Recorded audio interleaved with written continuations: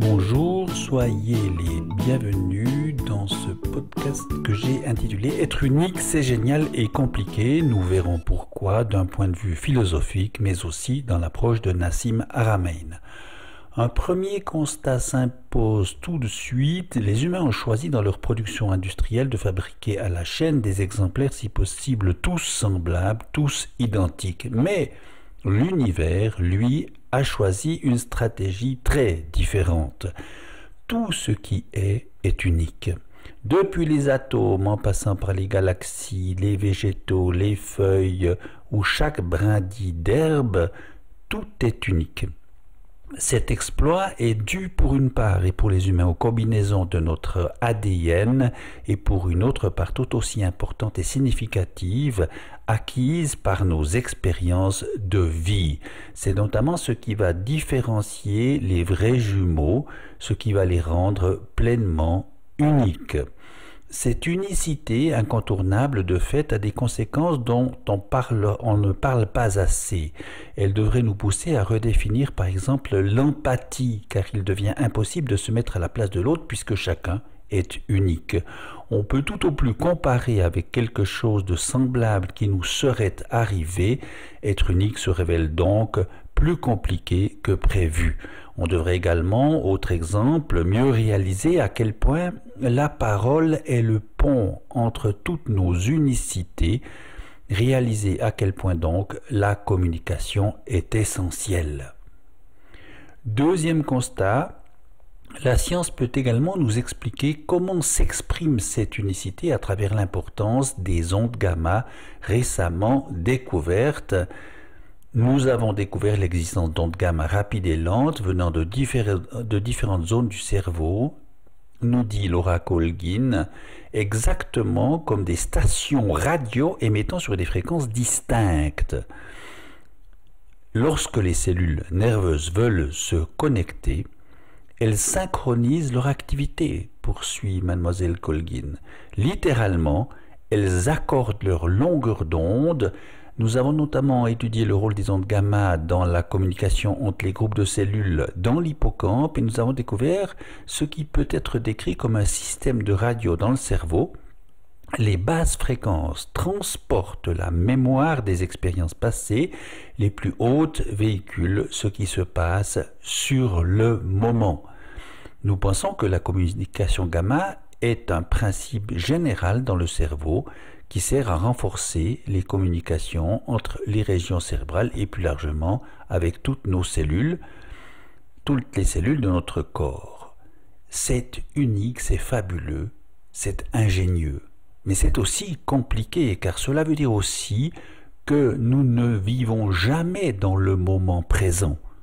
Nous l'interprétons immédiatement en fonction de nos souvenirs et de nos expériences passées de vie. Nous nous y adaptons à ce présent en fonction d'états plaisants ou déplaisants engrangés tout au long de notre vie.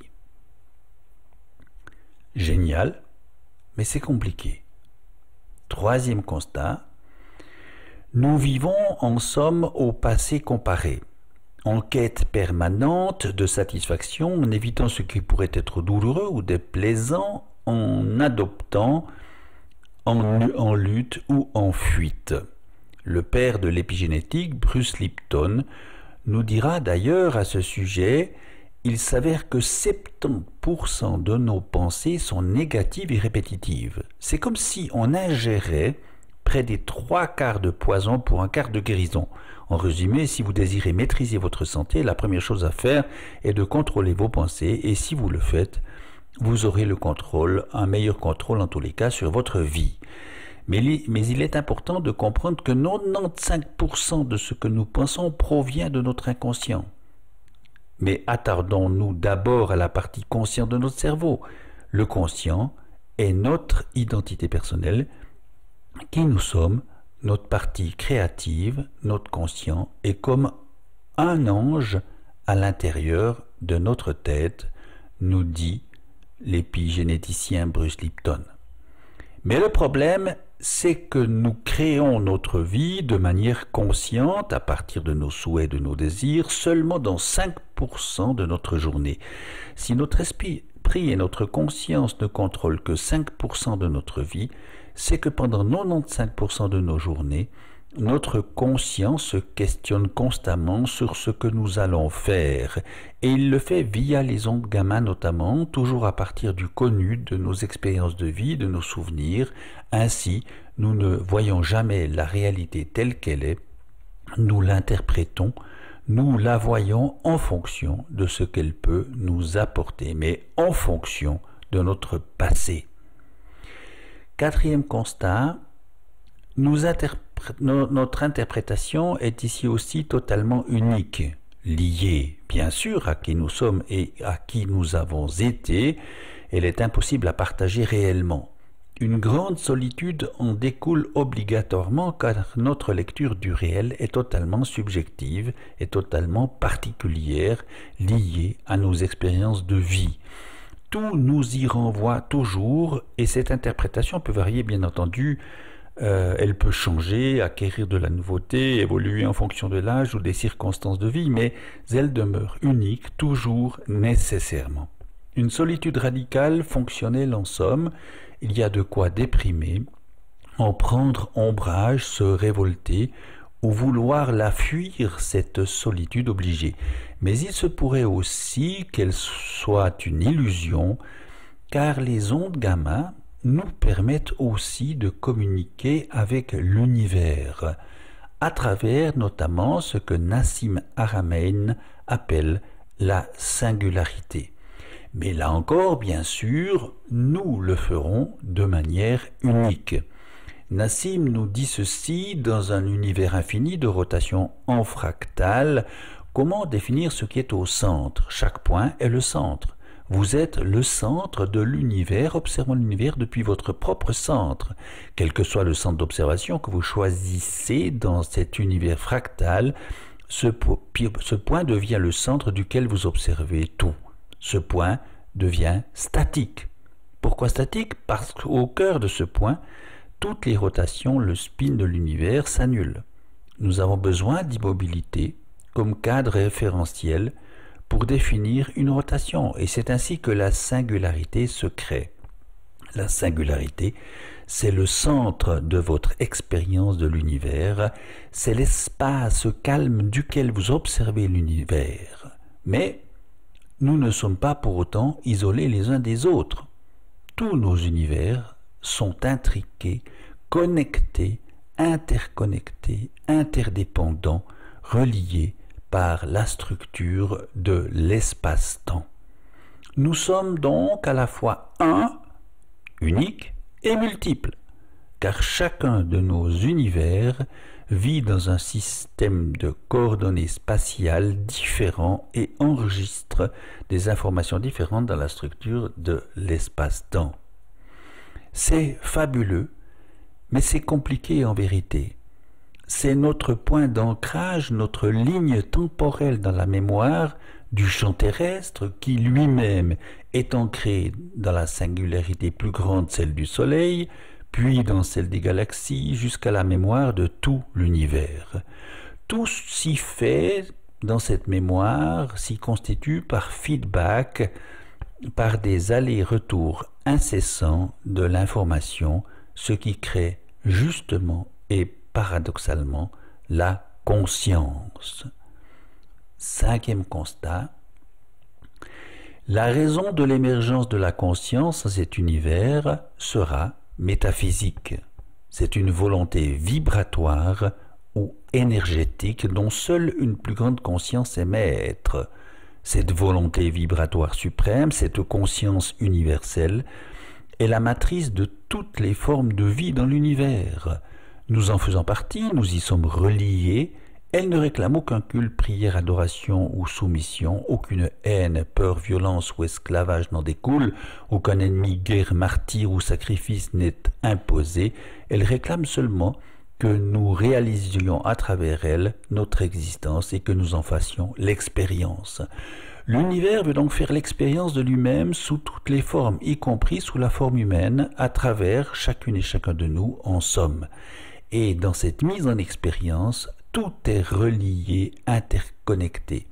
C'est par ce canal, par cette intelligence vibratoire suprême, par cette conscience universelle, cette matrice divine, peu importe comment nous la nommons, que tout vient à être.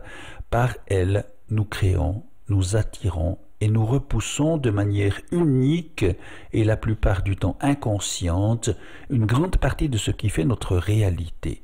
L'autre partie nous est donnée en vertu de la loi d'attraction qui rassemble et met en relation les énergies et les états vibratoires de même nature. Cette communication de nos états vibratoires se fait, par exemple, par le champ magnétique du cœur. Il existe en effet un lieu physique à l'intérieur de notre cœur et de sa singularité.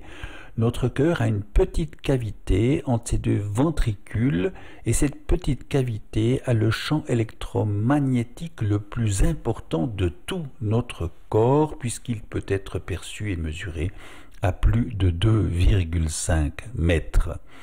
Dans le corps, si le cerveau est l'antenne de l'ensemble de la radio, le cadran de réglage, le bouton sera le cœur qui définit la fréquence des informations reçues par le rythme dynamique des fluides de notre corps et qui peut être modifié évidemment selon notre état émotionnel. Il faut donc sentir de manière empathique notre connexion avec le tout, avec l'univers, pour que notre antenne soit correctement dirigée. Quand nous méditons, nous allons justement vers l'information qui est toujours accessible, même nos mouvements en font partie parce que le champ nous reconstitue en fonction de l'information nécessaire. En tournant nos sens vers cette information, nous avons une influence, y compris à distance, ceci en vertu du principe d'intrication. Nous recevons de l'information du vide et cela peut se faire à tout moment, sous forme d'intuition, d'inspiration, de prémonition, de heureux hasard et de synchronicité, entre autres choses. Dans le vide matriciel, l'information est disponible. C'est là que se font les voyages hors du corps, les expériences de mort imminente ou les visions des devins. Ce sont les informations reçues en retour du vide matriciel, ces feedbacks donc accessibles à la conscience dans certaines conditions ou certaines circonstances. Mais bien évidemment, cela va dépendre de notre ouverture à l'information, de notre capacité à échanger, à bien capter donc ce qui nous habite ou nous accapare à tout moment. À ce sujet, les coachs spirituels nous expliquent que tout est en réalité fait de vibrations, d'informations et d'énergie. Nos pensées, nos sentiments, nos émotions ou nos convictions intimes sont donc des états vibratoires qui peuvent être bien entendu passagers ou durables, positifs ou négatifs, d'une intensité ou d'une importance variable.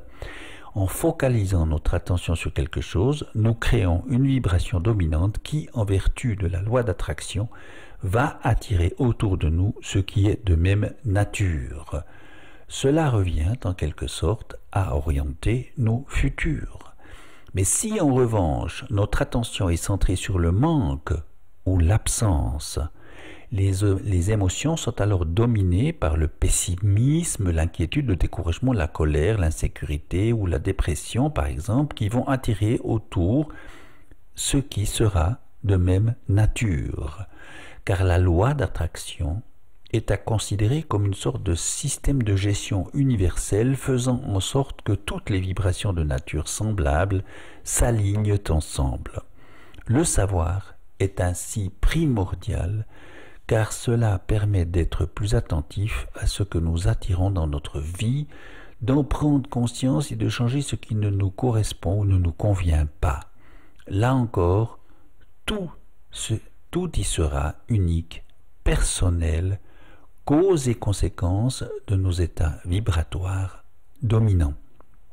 Tout y sera adapté, c'est fabuleux, mais c'est pas évident car cela nous rend encore plus responsables de nos créations, conscientes ou inconscientes. Nous aurons forcément à faire l'apprentissage de cette nouvelle donne encore si méconnu, si peu enseigné ou exercé. Cela nous amène au 6e constat. Cela suppose, dans ce que j'en comprends d'une part, une refonte de nos repères spirituels et des scientifiques, leur dépassement en somme, et d'autre part, une pratique quotidienne de la méditation pour aller consciemment dialoguer avec l'univers en apprenant comment mieux réaliser notre interaction avec ce qui se présente à nous.